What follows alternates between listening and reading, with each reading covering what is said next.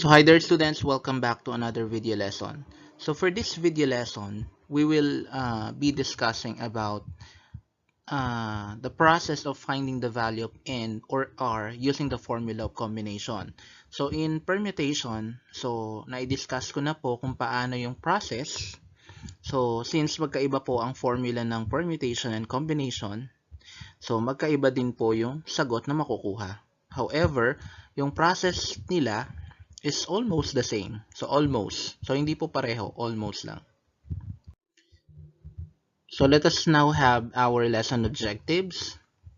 First, we will be evaluating combination notation. And then after that, we will find the value of n and r using the combination formula. Now, let us first define what is a combination. In mathematics, combination is defined as a technique to identify the number of possible arrangements in a set of objects. Moreover, the order of objects is not important. Objects can be placed in any order. Okay. So, based po dyan sa definition ng ating combination, yung word na combination, the order of objects is not important. Ibig sabihin, hindi siya kagaya ng permutation na kung saan kailangan yung arrangement ng objects ay importante. So, ibig sabihin, we can place the objects in any order. So, kung paano natin gustong i-arrange yung mga objects, halimbawa, yung tao na nagpapapicture, yung ating kinakain, yung combination ng ating kinakain, pwede po natin yun gawin. Kung combination po ang ating pinag-uusapan. Pero, kapag permutation, kailangan meron po yung order. Okay. So, to find the combination of n objects taken r at a time, we use the formula. Ayan. So, kung makikita nyo po, meron po dyan yung formula for permutation. So, yung formula for permutation, i-divide po natin siya sa r factorial. It's because so, for combination po kasi, hindi naman kasi important yung arrangement. Like, for example, ABC. So, kung combination ng pag-uusapan po natin, ABC and BAC are the same.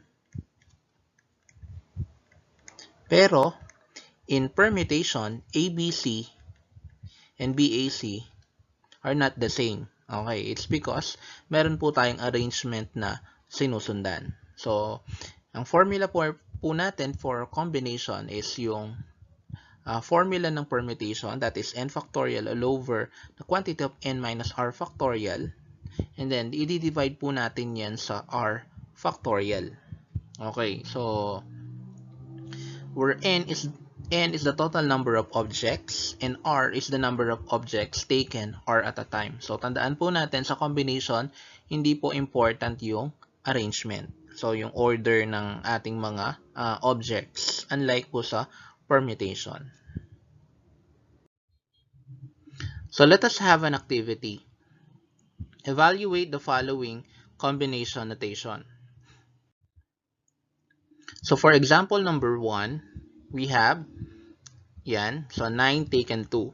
So, using the combination formula, so yung 9 po dito is yung n, and then yung 2 naman is r. So, sulat muna natin yung formula for combination, that is n factorial all over the quantity of n minus r factorial times r factorial. And then, we will substitute n and r to the formula. So, that is 9 factorial all over 9 minus 2 factorial times 2 factorial.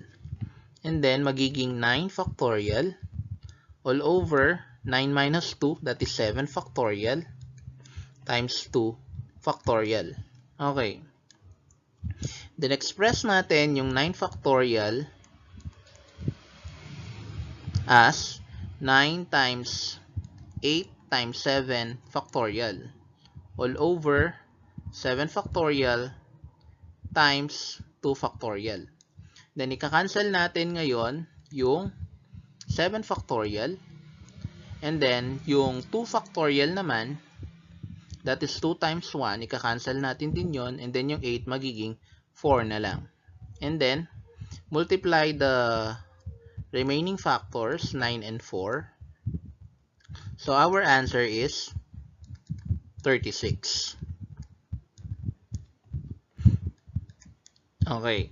So, kung permutation ng ating pinag-uusapan dito, ito pong 2 factorial na yan ay wala. Ibig sabihin, kung ang sagot natin ay 36 at kung ginamit naman natin ay permutation, ang sagot po natin is 72.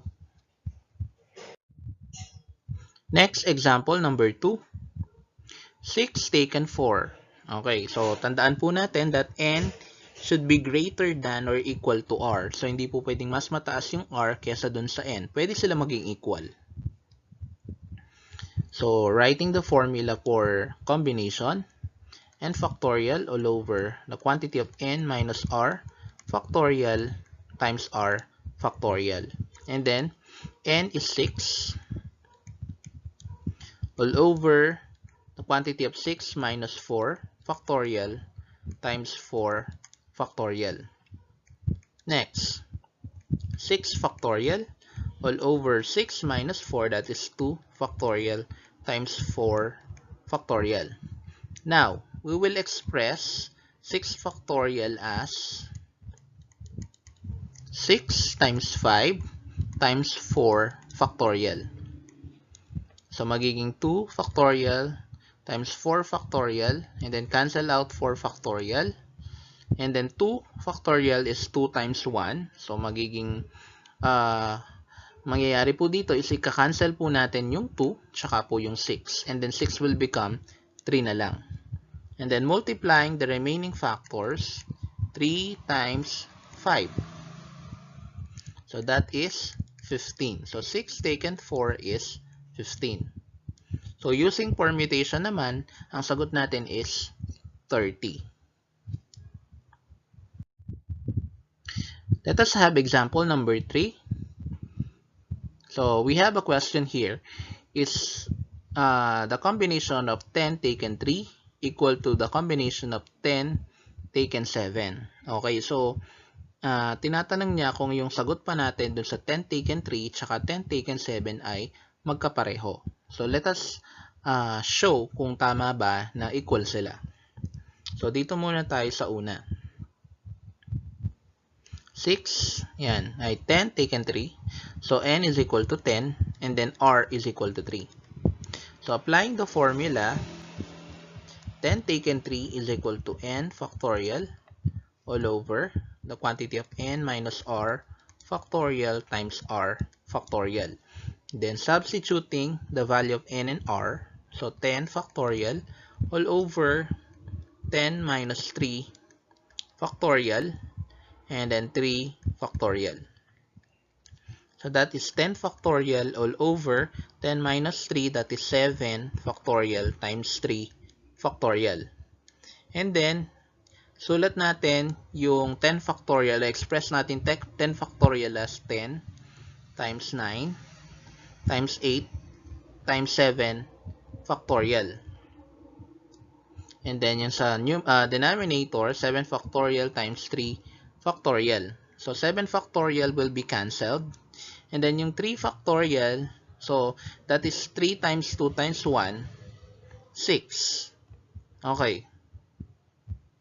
So, pwede natin i-cancel yung 3 factorial, yung 6, and then yung 9 times 8, that is 72, i-cancel out natin yun, magiging 12 na lang po. Okay, so, 10 taken 3 is equal to 10 times 12, 120. So, ang sagot po natin for 10 taken 3 is 120. Now, let us have 10 taken 7. That is 10 factorial all over 10 minus 7 factorial times 7 factorial. Next, 10 factorial all over 10 minus 7, that is 3 factorial times 7 factorial. So, what have you noticed? So, ito. Tsaka yan. Ayan. So, pareho po sila ng numerator, of course. And then, yung nasa denominator nila ay nagkapalit lang po yung lugar. Pero, same factorial notation pa rin po yung ating mga nakikita. So, ibig sabihin, dyan pa lang makikita natin na ang 10 taken 3 tsaka 10 taken 7 ay magkapareho ng sagot.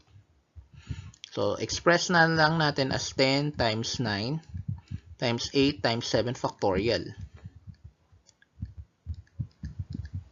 And then, ika-cancel out natin yung 7 factorial. And then, yung 3 factorial, that is 6. So, kagaya ng ginawa natin kanina dun sa 9 and 8. So, magiging 12 po yun. So, 10 taken 7, that is 10 times 12, 120. Clearly, 10 taken 3 is equal to 10 taken 7. Sulat natin dito, 10 taken 3 is equal to 10 taken 7.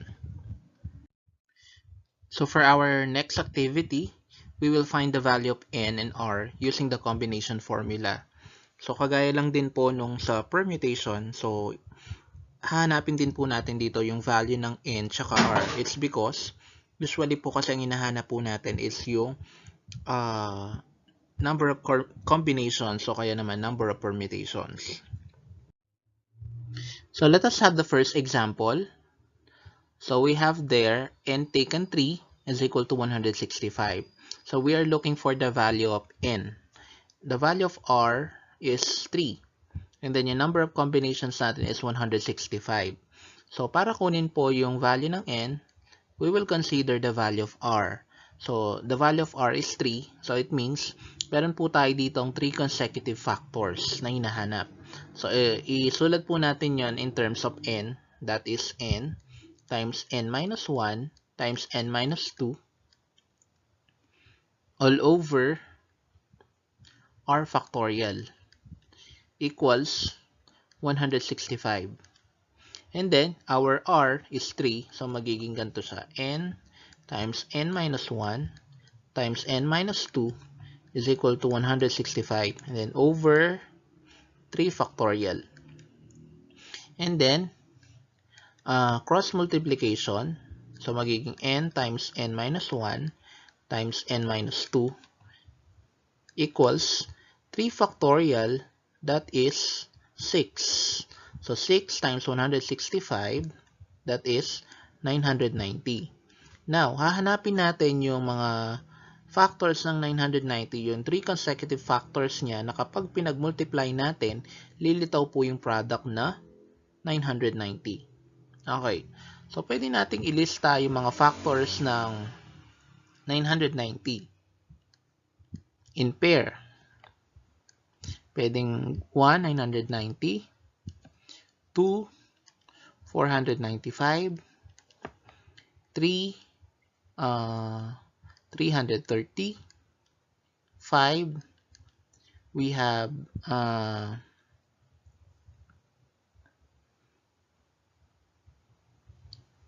198. What else? 6, we have 165. Then for 9 naman, we have 110. Then for 10, we have 99. And then for 15, we have 66. And then for 18, we have 55. And then, ano pa? So, pwede rin po yan sa 30. Okay? Okay, so as you can see, yan po yung mga factors ng 990. Okay, so kung titignan natin yung factors ng 990, so meron po tayo dyang magkakasunod na factors, 1, 2, 3. Pero hindi po yun sapat para kunin po yung 990 as product. So, pwede nating i-consider dyan is yung 9, 10, and then 11. So, nakalimutan natin isulat yung 11. That is 11 and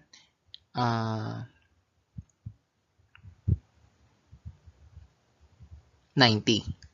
Okay, so as you can see, 9, 10, tsaka 11 po yung factors na hinahanap natin. So, 9 times 10 is 90, times 11, 990. So, sulat natin as n times n minus 1 times n minus 2 equals 9 times 10 times 11. Now, yung highest factor natin, which is 11, equate natin siya sa n. So, that is n equals 11. And then, yung n minus 1 naman dun sa 10. So, magiging n minus 1 is equal to 10. And that is n is equal to 10 plus 1, 11. And then, yung n minus 2 naman dun sa 9. So, magiging n minus 2 is equal to 9. So, that is n is equal to 9 plus 2.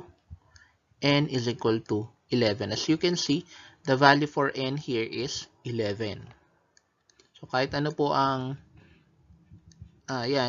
mangyari, the value of n is equal to 11. So, that is 11 taken 3 is equal to 165. So, you can check naman. You will get the value of 165. Now, for example number 2, so 9 taken r is equal to 126. Okay, so dito naman ang ating hinahanap is yung value ng r. Okay, so it means it should be equal or less than r, n. So, ibig sabihin ng possible values ng r natin is 9, 8, 7, pababa. Okay, hanggang 0. So, yung n po natin dito is, ayan, 9. And then, yung missing variable natin is r. And then, yung combination natin is 126. So, ang gagawin po natin dito, ililista po natin yung mga factors nung 9. Tsaka yung second, yung susunod na number sa kanya, yung mas mababa sa kanya. And that is 8. Then, i-multiply natin yon. And then, i-over natin dun sa sagot na 126. Okay, so magiging 72 over 126. Basically, we cannot divide 72 by 126. Okay, so kunin natin yung susunod na number, 7. So, 9 times 8 times 7, that is 504 over 126. 504 divided by 26 is 4. Okay, so kailangan po ang makuha po nating sagot dito is pwede natin po siyang express in factorial form. So, yung 4 factorial, yung 4, hindi po siya pwedeng express. So, yung mga pwede lang natin express is yung 1 factorial, which is 1, 2 factorial, which is 2, 3 factorial, which is 6, and so on. So, since 4 ang nakuha natin, pag-multiply pa po tayo ng isa pang number. So, yung mas mababa sa 7, that is 6. So, 9 times 8 times 7 times 6, that is 3,024.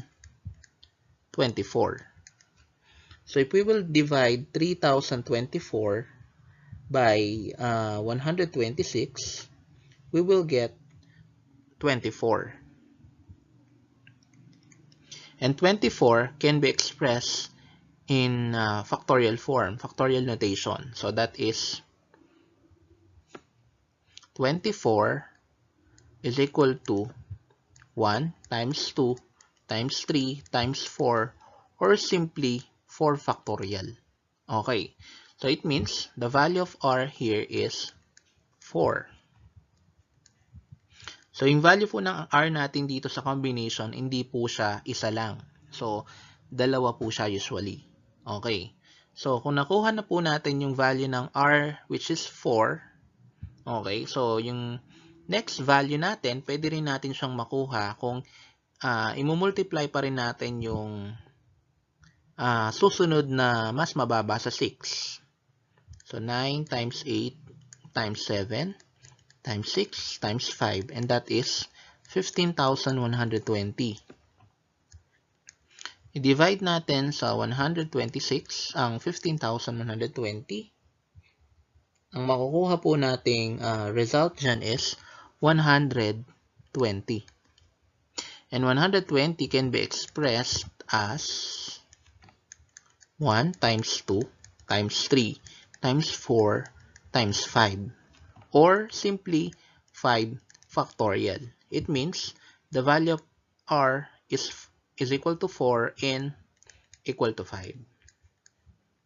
Okay, so dalawa po ang value ng r po natin dyan.